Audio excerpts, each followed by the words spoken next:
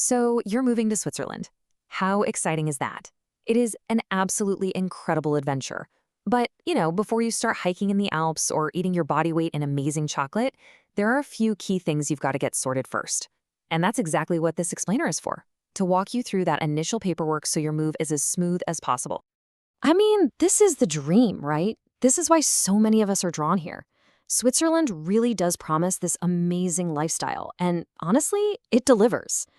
But getting to enjoy all of that, it all starts with getting the basic paperwork done right.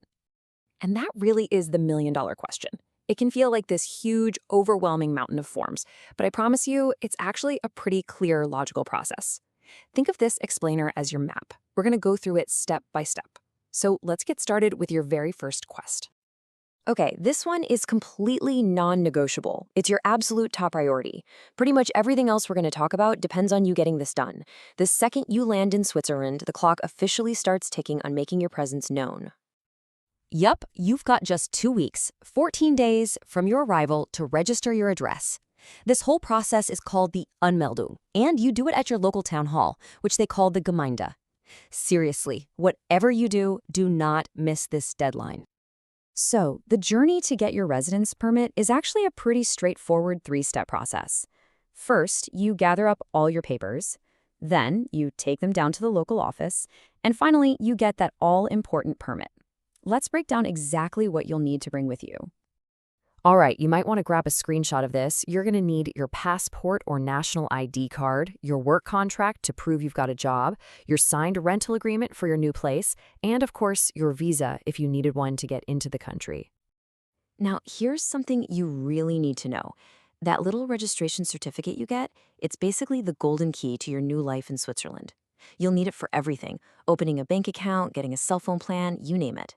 So first thing you should do is make a few copies and keep that original somewhere super safe. Okay, with your registration done, your next big mission is getting what I like to call your essential shield, your mandatory health insurance.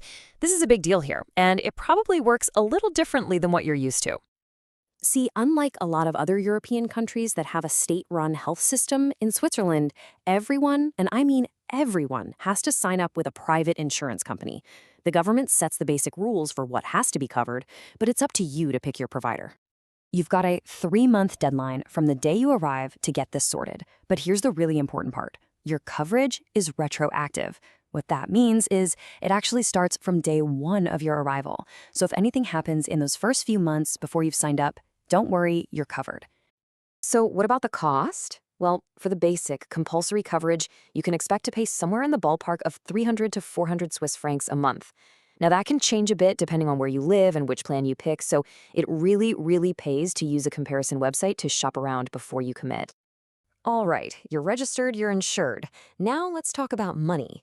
Getting a handle on the Swiss tax system right from the get-go is going to make your life so much easier. You're going to hear this word a lot, Quellensteuer. All it means is source tax. For most of us new arrivals, this is how we pay our taxes. It's automatically taken right out of your paycheck by your employer, which honestly makes things pretty simple. So, who does this apply to? Well, if you're holding an L or a B permit, which are the most common ones for new expats, you'll be taxed at source. It's only later, when you get a C permit for permanent residence or become a citizen, that you'll switch over to filing an annual tax return, kind of like you might do back home.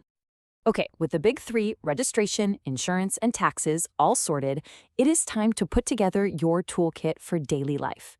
These are the last few things you'll need to feel really and truly settled in. First, you'll need a Swiss bank account to get paid and pay your bills. Of course, you'll need a local phone and internet plan to stay connected.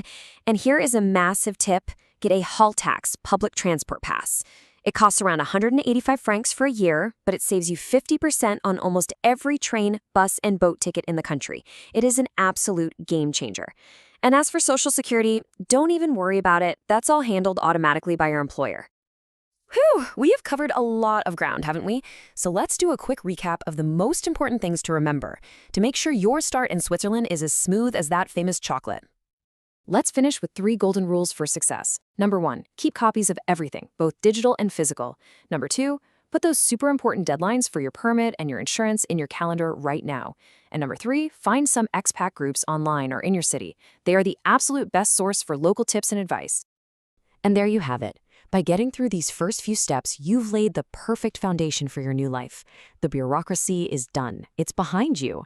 And now, the incredible beauty and adventure of Switzerland is all yours to explore. So what's it going to be?